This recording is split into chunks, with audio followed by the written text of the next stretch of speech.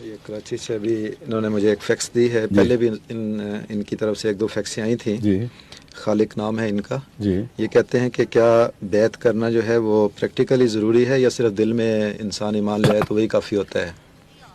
جی ہاں وہی اسی لیے پوچھتے ہیں. ان کا ایسے روزانہ مجھے پیغام مل رہے ہیں، فیکسز میں بھی، خطوں میں بھی، کثرت کے ساتھ جو سننے والے یا دیکھنے والے غیر احمدی دوست ہیں، اور ان میں دوسرے مذاہب کے دوست بھی شامل ہیں، اور سب دنیا کے دوست شامل ہیں، انگلستان بھی، یورپ کے ملک سے بھی، انڈیا سے، ہندوستان سے بھی، امریکہ سے بھی. کوئی نہ کوئی خط ضرور ملتا ہے کہ ہم نے ٹیلی ویژن دیکھا، ہمیں بہت پسند آیا اور اس میں سچائی دکھائی دیتی ہے، ہم آپ کی جماعت میں داخل ہونا چاہتے ہیں، ہمارا یہ پتہ ہے، ہمیں اس پتے پر لٹریچر بھی بھجوائیں وغیرہ وغیرہ.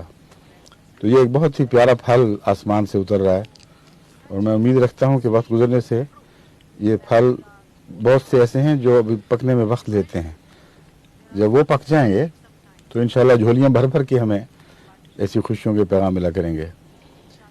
یہ صاحب جنہوں نے لکھا ہے یہ بھی بہت شریف النفس سعید الطبع انسان لگتے ہیں، مگر معاشرے میں اتنا دباؤ ہے غیر کا کہ یہ فیصلہ کرنا کہ انسان ایک ایسی جماعت میں داخل ہو جائے جو تمام انسانی حقوق سے محروم کر دی گئی ہے، بہت بڑا کام ہے، ہمت کا معاملہ ہے.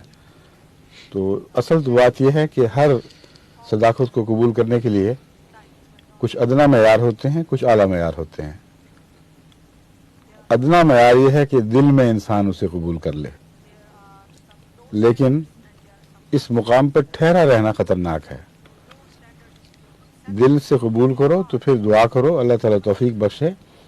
سب دنیا جو قربانیوں میں حصہ لے رہی ہے تو صداقت کا یہ تو اصل پھل ہے.